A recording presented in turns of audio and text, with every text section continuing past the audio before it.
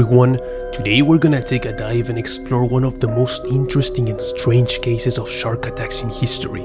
Now, you may be wondering why these attacks are so famous. Well, it is thought that they are the reason why the fear of sharks is so common, because they unchained a series of events that ended up contributing to the creation of both the novel and movie Jaws.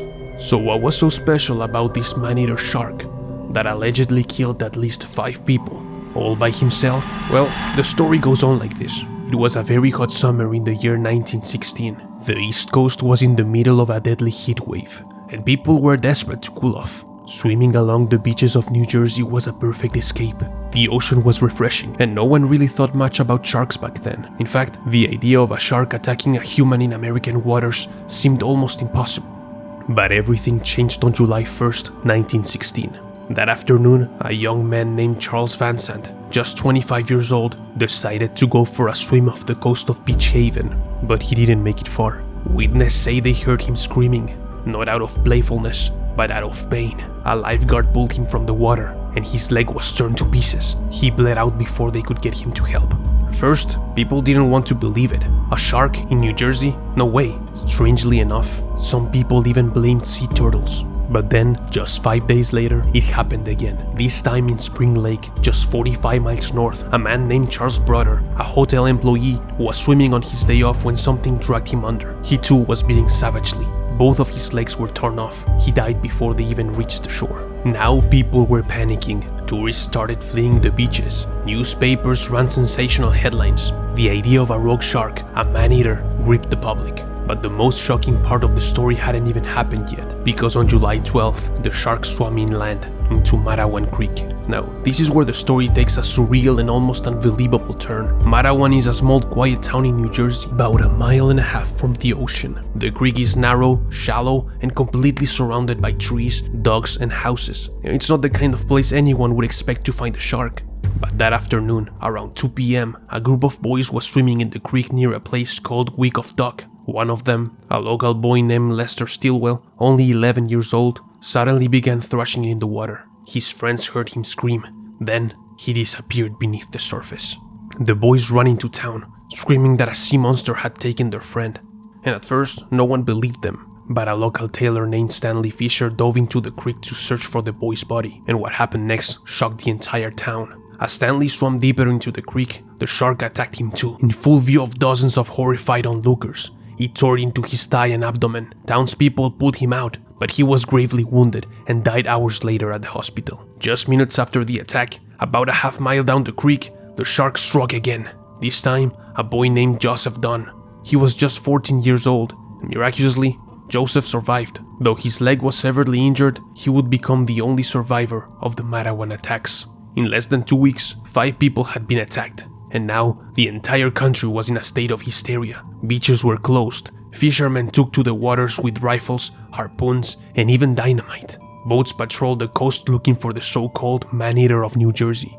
So what kind of shark was it? And why did it attack so far inland?